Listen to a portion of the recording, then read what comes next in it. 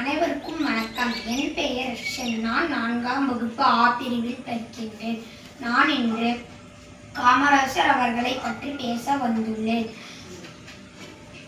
ஒரு மனிதன் எப்படி வாழ வேண்டும், தலைவர் எப்படி நாட்டை ஆள வேண்டும் என்பதற்கு இலக்கணமாக வாழ்ந்தவர் காமராசர். காமராசர் அவர்கள் 1901ஆம் ஆண்டு ஜூலை மாதம் 15ஆம் நாள் விருதுநகரில் குமாரசாமி சிவகாமி அம்மையாரின் மகனாக பிறந்தார். அவர் தமிழக முதல்வராக 9 ஆண்டுகள் ஆட்சி செய்தார். அவரது ஆட்சி காலத்தில் கட்டாய கல்வி, இலவச கல்வி, இலவச மதிய உணவு திட்டம் என பல திட்டங்களையும் உருவாக்கி வைத்தார்.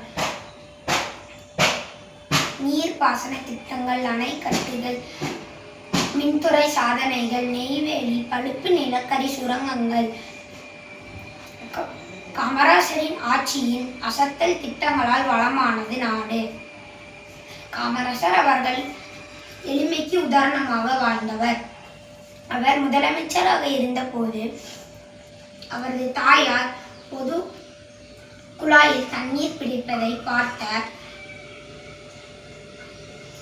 அமைச்சர்கள் அவரது வீட்டிற்கு தண்ணீர் குழாய் இணைப்பை கொடுத்தார். ஆனால் இதை அறிந்த காமராசர் ஊரில் உள்ள அனைத்து மக்களும் பொது குழாயில் தண்ணீர் பிடிக்கும்போது எங்களுக்கு எதற்கு சிறப்பு சலுகை என்று கூறி தண்ணீர் குழாய் இணைப்பை துண்டிக்க சொன்னார். ஒரு சமயம் காமராசர் அவர்கள் காரில் சென்று கொண்டிருந்த போது வழியில் ஒரு சிறுவன் ஆடு மேய்த்து கொண்டிருந்தான். அதை பார்த்த காமராசர் ஏன் பள்ளிக்கு செல்லவில்லை என்று கேட்டார். எங்கள் ஊரில் பள்ளி இல்லை என்றும் பள்ளிக்கு சென்றால் எங்களுக்கு யார் உணவு கொடுப்பார்கள் என்று கேட்டான்.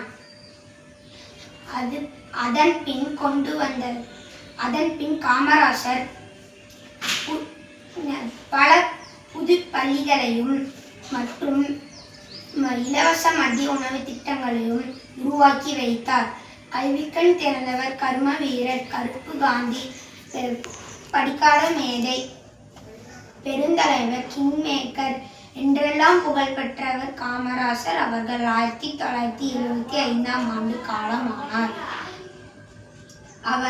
காமராசர் அவர்கள் மறைந்தவுடன் அவர் வசித்த வாடகை வீட்டின் சொந்தக்காரர் எடுத்துக்கொண்டார். அவர் பயன்படுத்திய காரை காங்கிரஸ் எடுத்துக்கொண்டது. அவரது உடலை அக்னி எடுத்துக்கொண்டது. அவரது பெயரை மற்றும் வரலாறு எடுத்துக்கொண்டது. தலைமுறைகள் கடந்தும் தலைவராய் வாழும் பெருந்தலைவர் காமராசர் வாழ்க வாழ்கவே. நன்றி.